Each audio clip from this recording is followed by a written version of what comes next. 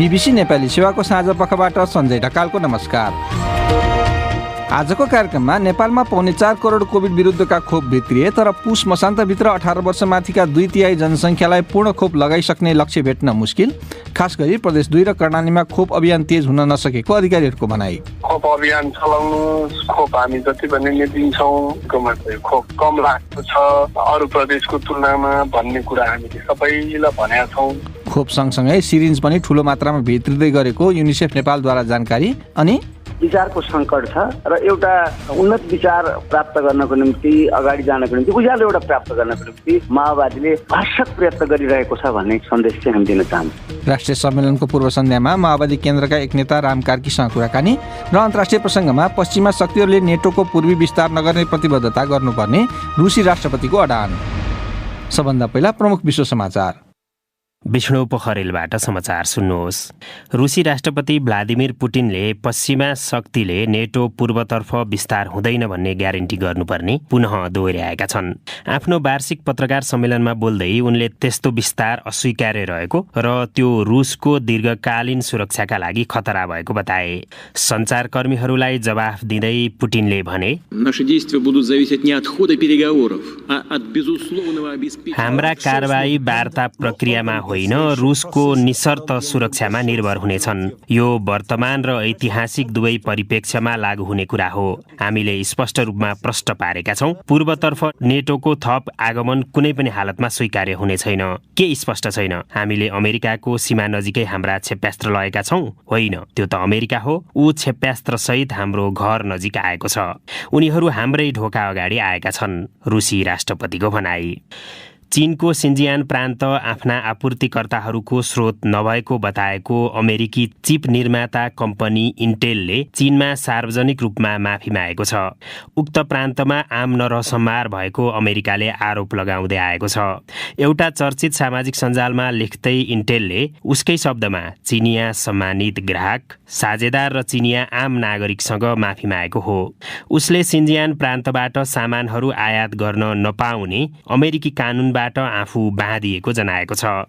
चिनिया सर्वसाधारणबाट आक्रोश खेप्ने इन्टेल पछिल्लो कम्पनी बनेको छ।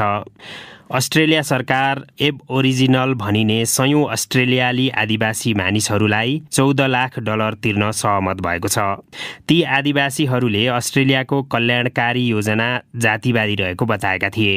सन् 2019मा सुरु गरिएको त्यस्ता आदिवासीको पक्षमा पैरवी गर्ने एउटा उजुरी अभियानले समुदाय विकास कार्यक्रमले दुर्गम क्षेत्रमा बस्ने समुदायलाई विभेद गरेको तर्क गर्दै आएको छ। बीबीसीकी Saima Khalil भन्छिन्, scheme required people in Australia's remote outback to work up to 25 उक्त योजनामा दुर्गम क्षेत्रमा बस्नेहरूले आर्थिक सहायता पाउनका लागि सातामा 25 घण्टासम्म काम गर्नुपर्ने हुन्छ। तर आलोचकहरूले त्यसले जोखिममा रहेका जनसङ्ख्यालाई अझ गरिब बनाउने बताउँदै आएका छन्। बीबीसी संवाददाताको भनाई। तपाईँ बीबीसी नेपाली सेवाको साँझ पख सुनिरहनु भएको छ। युनिभर्सिटी अफ हङकङले चीनको बेजिङ स्थित तियानामेन स्क्वायरमा भएको नरसंहारको सम्झनामा स्थापना गरिएको एउटा प्रख्यात प्रतिमा मध्यरातमा हटाउनका लागि मजदुरहरूलाई पठाउने आफ्नो निर्णयको बचाउ गरेको छ। उक्त विश्वविद्यालयको परिषदले कानुनी सल्लाह मानेको र विश्वविद्यालयको हितका लागि उक्त कदम चालेको बताएको हो। प्रजातन्त्रको पक्षमा लाग्नेमाथि भएको दमनको साङ्केतिक विरोधलाई पनि हटाएको भन्दै कतिपय विद्यार्थीहरूले चाहिँ उक्त विश्वविद्यालयलाई उनीहरूकै शब्दमा कायर भनेका छन्। अफगानिस्तानको राजधानी काबुल स्थित राहदानी कार्यालयको मुख्यद्वारमा आत्मघाती आक्रमण गर्न लागेका एकजना व्यक्तिलाई मारिदिएको अफगान तालिबान अधिकारीहरूले बताएका छन्। तालिबानका एकजना प्रवक्ताका अनुसार उक्त घटनामा कोही पनि घाइते भएका छैनन्, तर कतिपय समाचारहरूमा उक्त घटनामा मानिसहरू मारिएको बताइएको छ। बिहिबार तालिबानका लागि राहदानीको आवेदन दिने छुट्टै व्यवस्था गरिएपछि करिब 200 तालिबान उक्त कार्यालयमा भेला भएका थिए र उत्तरी म्यानमार स्थित बहुमूल्य पत्थर जेडको खानीमा गएको पहिरोमा पुरिएर दर्जनौं कामदारहरू मारिएको आशंकाका बीच उद्धारकर्मीहरूले उक्त पहिरो खसेको एउटा तालबाट थप 2 जनाको शव निकालेका छन्। यो बीबीसी नेपाली सेवा हो।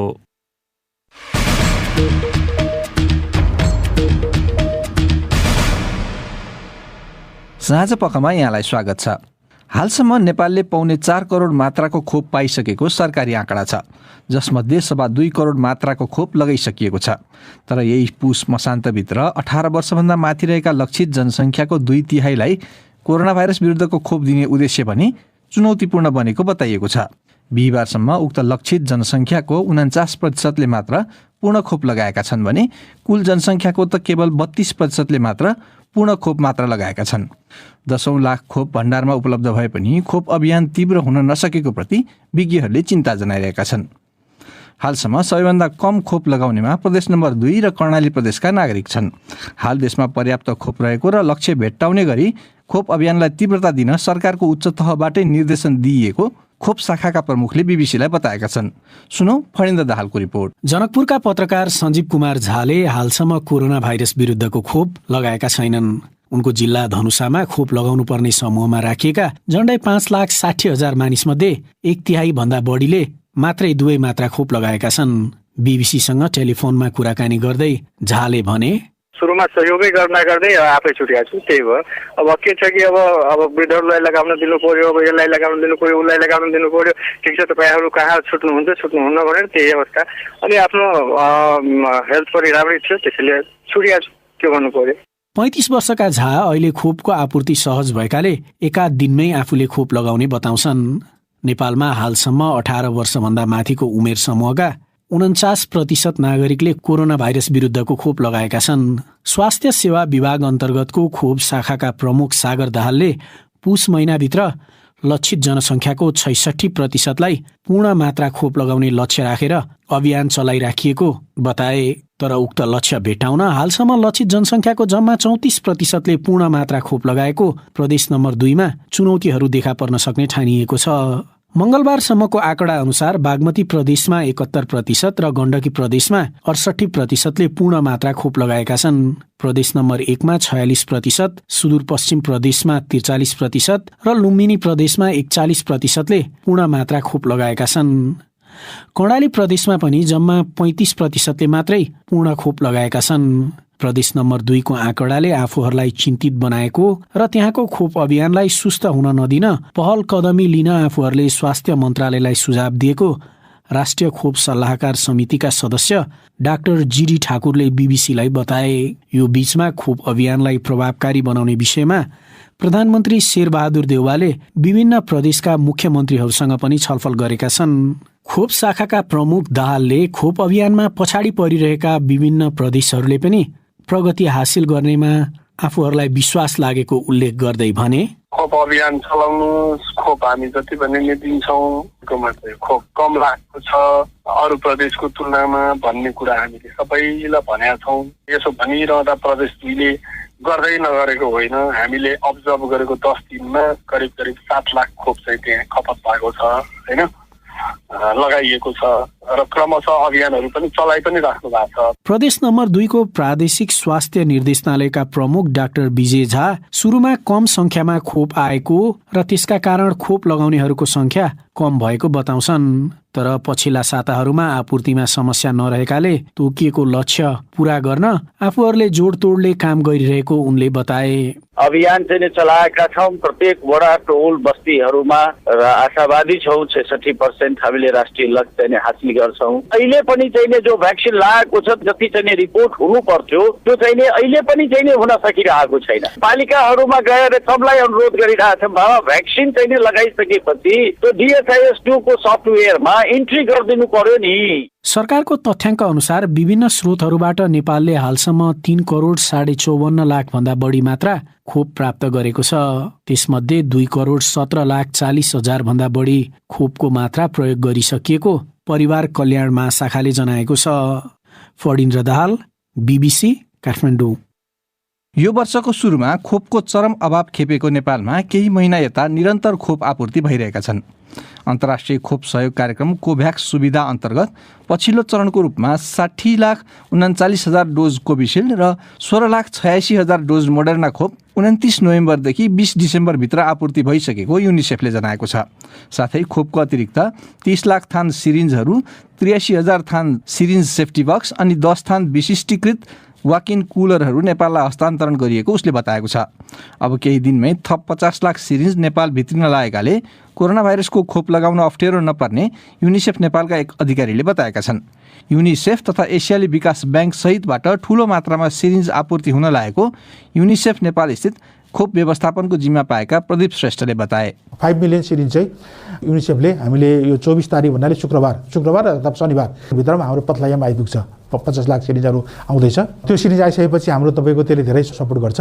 साथै गभर्मेन्टलाई एसियन विकास ब्याङ्क एडिबीले पनि 6.5 मिलियन सिरिन्ज चाहिँ सहयोग गर्दैछ र त्यो सिरिन्ज पनि केही समयभित्रमा त्यो सिरिन्ज पनि आउँछ। हामीलाई फेरि गाविबाट अर्को 6,48,000 सिरिन्जहरू हामीसँग आउँदैछ र यी सिरिन्जहरू आइसकेपछि हामीलाई सिरिन्जको त्यति साह्रो समस्या नपर्ला।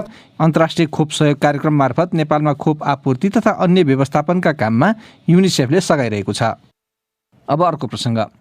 नेकपा एमाले राप्रपा र नेपाली काङ्ग्रेसपछि अब आगामी साता नेकपा माओवादी केन्द्रले पनि आफ्नो पार्टीको नेतृत्व छान्ने गरी अधिवेशन गर्दैछ।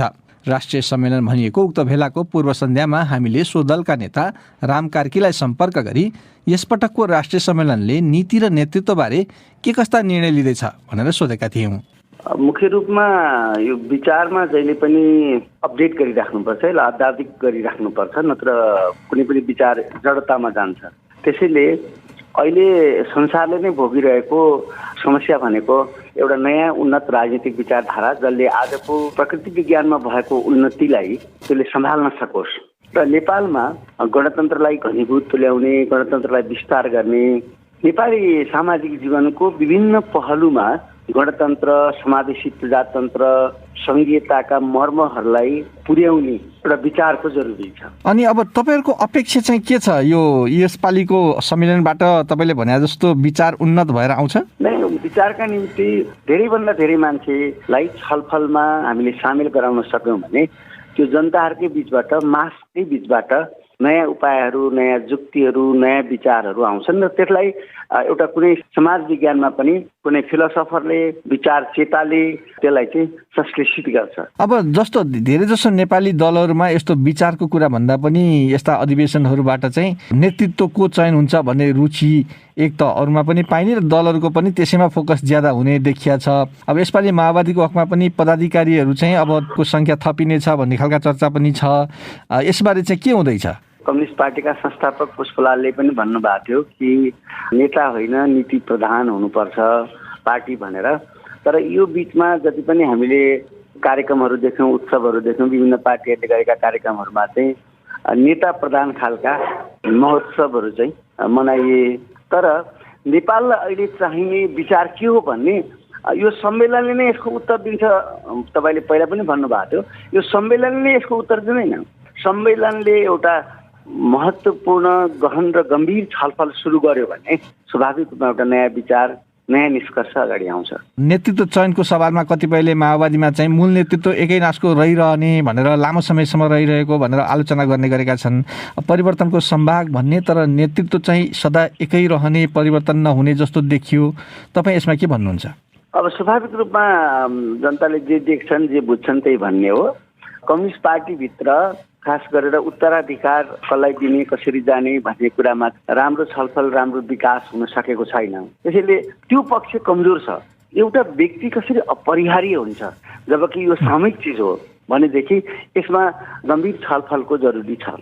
अब यसपालि तपाईँहरूको यो सम्मेलनको सङ्घारमा पदाधिकारीहरू थप्ने कुराहरूको चर्चा अघि पनि मैले कोट्याएँ। नेताहरूको व्यवस्थापन गर्न चाहिँ माओवादीमा पनि हमे परिरहेको छ नि त? उसो भए अब मलाई चाहिँ यो धेरै चासोको विषय रहेन यो कुरा, किनभने यदि हामीले विचारलाई उन्नत गराउन सकेनौँ, अहिलेको नेपालको निम्ति हामीले 20, 30, 50 वर्ष अगाडि कसरी नेपाल जान्छ, लैजान्छ भनेर चाहिँ एउटा दीर्घकालीन विकास रणनीति अख्तियार गर्न सकेनौँ भने, हामीले देशका तमाम चाहिँ युवाहरूलाई यस्तो प्रकारको अभियानमा सामेल गराउन सकेनौँ भने नेता जो भए पनि, जतिजना भए पनि, त्यसको पदवीको नाम महाअध्यक्ष राखिदिए पनि खासै फरक पर्दैन। अब अन्त्यमा अब यसपालि जनताले माओवादीको राष्ट्रिय सम्मेलनबाट के अपेक्षा गर्न सक्छन्? मतलब विचारको सङ्कट छ र एउटा उन्नत विचार प्राप्त गर्नको निम्ति, अगाडि जानको निम्ति, उज्यालो एउटा प्राप्त गर्नको निम्ति माओवादीले भरसक प्रयत्न गरिरहेको छ भन्ने सन्देश चाहिँ हामी दिन चाहन्छौँ। उनी थिए नेकपा माओवादी केन्द्रका नेता राम कार्की। अब पालो श्रोता प्रतिक्रियाको। प्रस्तुत गर्दैछन् साथी रमा पराजुली र अशोक दाहाल। आज हामीले सामाजिक सञ्जाल ट्विटर र फेसबुकमा सोधेका थियौं, राष्ट्रिय ढुकुटीमा विदेशी मुद्रा सञ्चित घटेको तथ्याङ्क बीच नेपाल राष्ट्र ब्याङ्कले विलासिताका केही सामानको आयातमा कडाई गर्ने नीति लिएको छ। यसबारे तपाईँको धारणा के छ? हामीलाई प्राप्त जवाफमध्ये केहीलाई यहाँ प्रस्तुत गर्दैछौँ। फेसबुकमा आफूलाई सागर काजी भनेर चिनाउनेले सरकारी निर्णयमाथि प्रश्न उठाउँदै लेखेका छन्, समस्या टाउकोमा छ अनि दोष चाहिँ घुँडामा देखाएर हुन्छ। सरकारकै आलोचना गर्दै फेसबुकमा शालिग्राम ढुङ्गाना लेख्छन्, यो रोजगारीका लागि परदेश गएका नेपाली मजदुरहरूलाई दुःख दिने अर्को प्रपञ्च हो। तर भुवन अर्याललाई चाहिँ सरकारी निर्णय ठिकै लागेको रहेछ। उनी लेख्छन्, अनावश्यक वस्तुको आयात निरुत्साहित गर्नु राम्रो कुरा हो भन्ने लाग्छ मलाई त। इन्द्रकुमार श्रेष्ठको पनि मिल्दोजुल्दो मत छ। यो निर्णय पहिल्यै भएको भए राम्रो हुन्थ्यो, तर अहिले पनि पालना हुन सके अति राम्रो हुन्छ। सुशीला सिलवाल चाहिँ व्यङ्ग्य र निराशायुक्त मत राख्दै लेख्छिन्, मेरो धारणा केही छैन, हाम्रो धारणा कसले पो सुन्छ र हजुर। सनम खानले बुदागत सुझाव दिएका छन्, मेरो विचारमा नेपालको अर्थतन्त्र वर्षेनी घाटामा जानुका प्रमुख कारणहरू यी हुन् जस्तो लाग्छ। 1. शोधनान्तर घाटा बढी हुनु। 2. हायर पर्चेज कर्जामा कडाई नहुनु। 3. विदेशी मुद्रा कमी हुनु। 4. निर्यातभन्दा आयात 4 गुणा बढी हुनु। 5. सङ्घ प्रदेश र स्थानीय तहका पदाधिकारीको सेवा सुविधामा धेरै महँगा गाडी र विलासितायुक्त वस्तु दिइनु। र यसमा जनताको दोष पटक्कै होइन, सरकारकै स्पष्ट नीति नहुनु मुख्य कारण हो। पवन खप्तडी मगरले ट्विटरमा लेखेका छन्, आफ्नो क्षमता अनुसार आवश्यक वस्तु प्रयोग गर्न पाइएन भने स्वतन्त्रतामा अंकुश लगाए जस्तो हुन सक्छ। त्यसैले सरकारले त्यस्ता वस्तुहरू सकेसम्म स्वदेशमै उत्पादन गर्नेतर्फ जोड दिनुका साथै पुँजीगत खर्चमा वृद्धि, उत्पादनमूलक क्षेत्रमा रोजगार, स्वदेशी सामानको उपभोग र निर्यातमुखी व्यापारमा जोड दिनुपर्छ। फेसबुकमा विशाल पोखरेलको धारणा यस्तो छ, आयातमा कडाई गरेर स्वदेशी उत्पादन वृद्धिलाई प्रोत्साहन गरेको भए पो राम्रो हुन्थ्यो। अब आजका केही अन्तर्राष्ट्रिय प्रसङ्गहरू। रुसी राष्ट्रपति भ्लादिमिर पुटिनले आफ्नो वार्षिक पत्रकार सम्मेलनमा बोल्दै पूर्वतर्फ नेटोको विस्तार रुसका लागि कुनै पनि हालतमा स्वीकार्य नहुने दोहोर्याएका छन्। यसैबीच दुई देशबीच तनाव बढिरहेका बेला रुस र युक्रेनका अधिकारीहरू पूर्वी युक्रेनमा गत वर्षको युद्धविराम सम्झौतालाई पुनः लागू गर्न सहमत बनेको बताइएको छ। बीबीसी विवरणहरूमा आधारित रिपोर्ट सुनौ विष्णु पोखरेलबाट। पत्रकार सम्मेलनमा बोल्दै पुटिनले रुसले आफ्नो दीर्घकालीन सुरक्षाको खतरालाई हेरेर आगामी कदमहरू चाल्ने सङ्केत दिएका छन्। उनले पश्चिमा शक्तिले रुसलाई नेटो पूर्वतर्फ थप विस्तार नहुने कुरालाई पूर्ण रूपमा ग्यारेन्टी गर्नुपर्ने बताएका छन्। पुटिनले सन् 2014देखि क्रिमिया र पूर्वी युक्रेनबारे रुसले राख्दै आएको अडान सही भएकोमा पनि जोड दिए। हालैका दिनहरूमा युक्रेनलाई लिएर रुस र अमेरिका सहित पश्चिमा शक्तिबीच तनाव बढिरहेको छ। यसैबीच युक्रेनी अधिकारीहरूका अनुसार दुवै देश पूर्वी युक्रेनमा गत वर्षको युद्धविराम सम्झौतालाई लागू गर्न सहमत बनेका छन्। क्रिसमस र अङ्ग्रेजी नयाँ वर्षको छुट्टीलाई शान्तिपूर्ण बनाउनका लागि यस्तो सहमति भएको किभका अधिकारीहरूको भनाइ छ। विष्णु पोखरेल। दक्षिण एसियाली तथा भारतको छिमेकी एउटा सानो टापु राष्ट्र मालदिभ्समा अहिले भारत विरोधी अभियान चर्किएको छ। भारत र मालदिभ सरकारबीच सम्बन्ध राम्रै रहेका बेलामा पनि त्यहाँ अहिले भारत विरोधी आन्दोलनले भने गति लिएको देखिन्छ। त्यसका कारणहरूबारे बीबीसी विवरणमा आधारित रिपोर्ट सुनौ रमा पराजुलीबाट। मालदिभ्समा अहिले त्यहाँका पूर्व राष्ट्रपति अब्दुल्लाह यामिनले भारत विरुद्ध जारी प्रदर्शनको नेतृत्व गरिरहेका छन्। डिसेम्बर 19मा मालदिभ्सको विदेश मन्त्रालयले एउटा वक्तव्य जारी गर्दै भारत विरुद्ध भइरहेका प्रदर्शनलाई लिएर चिन्तित भएको जनाएको थियो।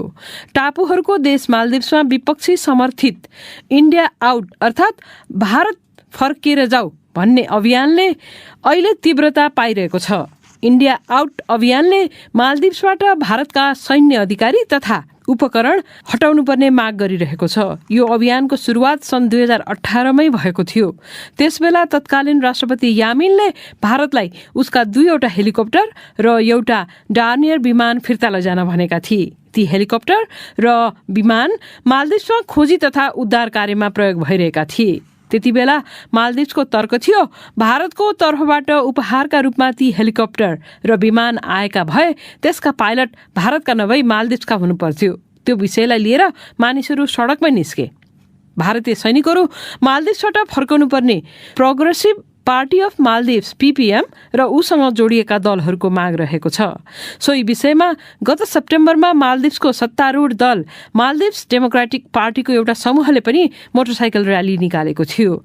सन् 2018मा मालदिप्सका राष्ट्रपतिमा इब्राहिम सोलिह निर्वाचित भए यता देशको नीति भारतको पक्षमा रहिआएको बताइन्छ।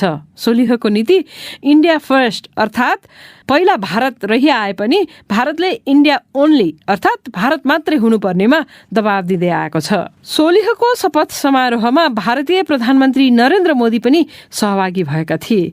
उनको भ्रमणका क्रममा दुई देशबीच कैयौं सम्झौतामा हस्ताक्षर भएको थियो। चीनका लागि मालदिप्स सामरिक रूपमा निकै महत्त्वपूर्ण रहेको बताइन्छ। मालदिप्समा चीनिया उपस्थितिलाई हिन्द महासागरमा उसको रणनीतिको एउटा हिस्साको रूपमा लिने गरिएको छ। अर्कोतर्फ भारतका लागि पनि मालदिप्स कम महत्त्वपूर्ण छैन। भारतीय मुख्य भूभागदेखि मालदिप्स 1200 किलोमिटर टाढा पर्छ। प्रतिकूल अवस्थामा मालदिप्सबाट भारतमाथि निगरानी गर्न चीनलाई सहज हुने विश्लेषकहरू बताउँछन्। रमा पराजुली। अब फेरि देशभित्रकै केही प्रसङ्गहरू। नेपालमा द्वन्द्वकालमा यौन हिंसामा परेका कैयन महिलाहरूले अझैसम्म उपचार सेवा पाउन नसकेको बताएका छन्। तत्कालीन विद्रोही माओवादीले चलाएको 1 दशक लामो सशस्त्र सङ्घर्ष सकिएर सरकारसँग उसले शान्ति सम्झौता गरेकै 1.5 दशक बितिसक्दा पनि पीडितहरूको गुनासो उस्तै छ भन्छिन् नेपालगञ्जबाट हाम्री संवाददाता विमला चौधरी। आफ्नो पूरा परिचय सार्वजनिक नगर्ने शर्तमा बाँकेर बर्दियाका केही यौन हिंसा पीडित महिलाहरू भन्छन्, मेरो तल्लो पेट सुन्निने गरेको थियो।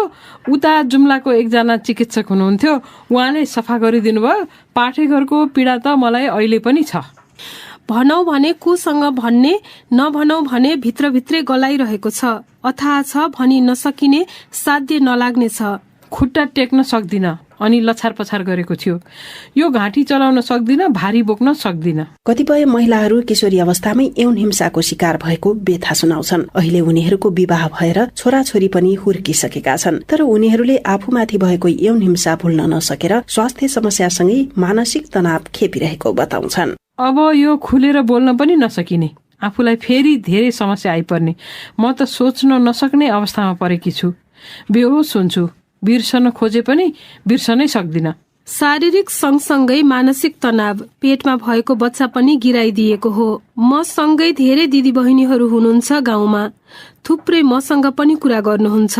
उपचार मात्रै गरिदिएको भए पनि हामीलाई धेरै सहज हुने थियो। यौन हिंसामा परेका महिलाहरूका लागि देशभरका जिल्ला अस्पताल तथा कतिपय निजी अस्पतालहरूमा 88 वटा एकद्वार संकट व्यवस्थापन केन्द्र OCMC स्थापना भइसकेका छन्। तर द्वन्द्व पीडित परिचय पत्र नहुँदा ती महिलाहरू OCMCमा पनि सहजै उपचार पाउन नसकेको बताउँछिन् द्वन्द्व पीडित तथा एकल महिला सञ्जाल बाँकीकी अध्यक्ष जयन्ती केसी। OCMCका कुरा गर्नुभयो, त्यहाँ पनि हामीले पीडितलाई जानु न तपाईहरुले चाहिँ सुविधा पाउनुहुन्छ भनेर पठायौं भने उहाँले एक्लै औषधि गरेर फर्किने अवस्था चाहिँ छैन। बिना कुनै दोष द्वन्द्वको चपेटामा परेका महिलाहरूलाई सरकारले हालसम्म सम्मान गर्न नसकेको द्वन्द्व पीडित महिला राष्ट्रिय सञ्जाल लुम्बिनी प्रदेश संयोजक चन्द्रकला उप्रेतीको आरोप छ। दिनदिनै उहाँहरूको अवस्था चाहिँ नमर्ने नबाँच्ने त्यस्तो अवस्था छ कि कति साथीहरू चाहिँ सानो दबाईसम्म गर्न नपाएर मर्ने र बाँच्ने दोषात्म हुनुहुन्छ। उहाँहरू आफै यौनजन्यमा पर्नु भएको होइन नि, बाध्यताले गराइयो नि भने उहाँहरूलाई अहिले राज्यले चाहिँ न सम्मान गरिएको छ, न उहाँहरू खुलेर आएर बोल्न सक्ने वातावरण गराइएको छ। कतिपय महिलाहरू द्वन्द्वकालमा आफूमाथि सामूहिक बलात्कार भएको पीडा सुनाउँछन्। यौन हिंसा गर्नेहरूलाई चिन्न नसके पनि सरकारले पहिचान गरी न्याय दिलाओस् भन्ने उनीहरूको अपेक्षा छ।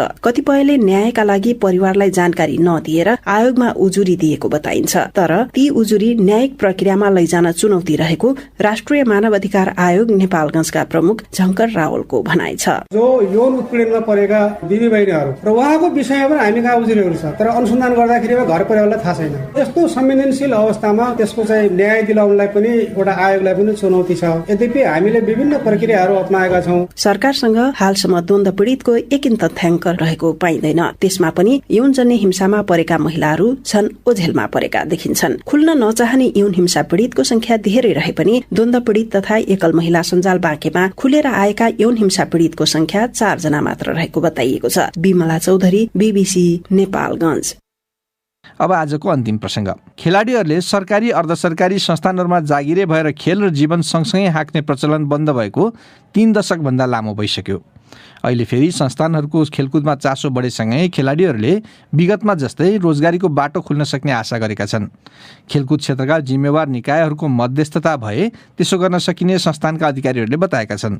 थप विवरण हाम्रा खेल संवाददाता निरञ्जन राजवंशीले तयार पारेको यो रिपोर्टमा सुनौं। नेपालको चौथो वरियताकी ब्याडमिन्टन खेलाडी रसिला महर्जन नेपालमा पहिलो पटक सुरु भएको व्यावसायिक ब्याडमिन्टन प्रतियोगितामा अहिले नेपाल आयल निगमबाट खेलिरहेकी छिन्। उनी लगायत महिला र पुरुष गरी ब्याडमिन्टनका उत्कृष्ट 16 खेलाडीहरू विभिन्न निजी संस्थानको प्रतिनिधित्व गर्दै मैदानमा उत्रिएका छन् र खेलाडीहरू विगतमा जस्तै संस्थानहरूमा फेरि जागिर खाएर खेल्ने आशामा छन्। रसिला महर्जन भन्छिन्, मैले चाहिँ अब म गेमलाई अब कन्टिन्युटी दिन्छु र अब यत्रो खेलिसकेपछि ओलम्पिकमा पनि अब गर्छु भन्ने चाहिँ मेरो एउटा उयो छ हैन।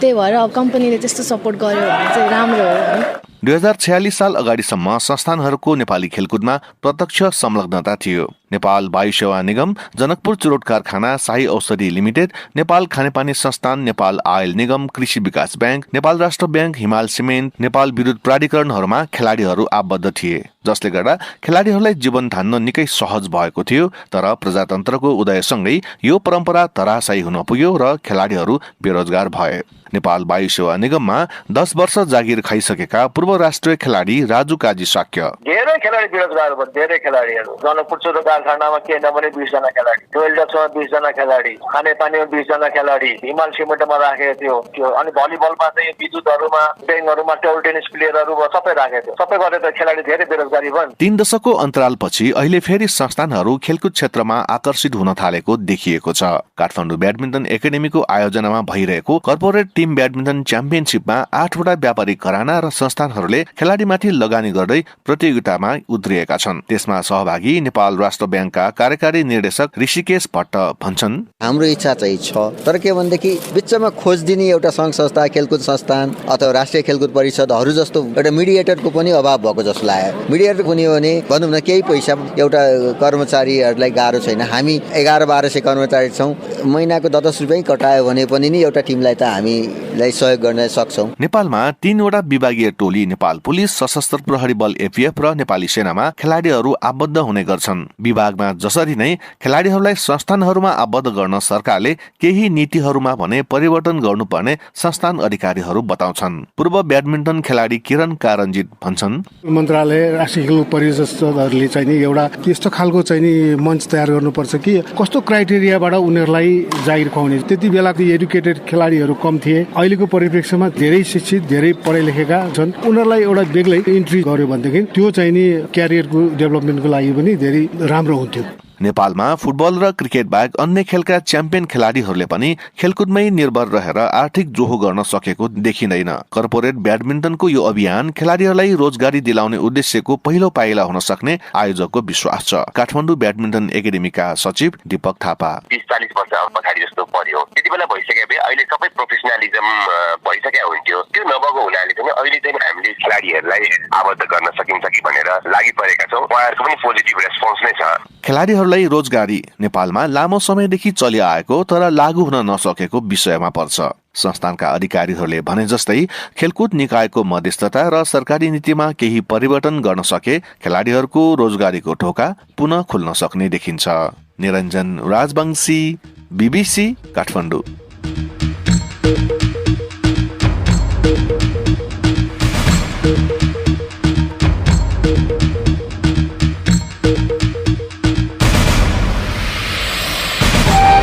हस् त यसका साथै BBC नेपाली सेवाको साँझ पख यहीँ सकिन्छ। हामीलाई चाहिँ भोलि बिहान 7:15 बजेसम्मका लागि बिदा दिनुहोस्। नमस्कार।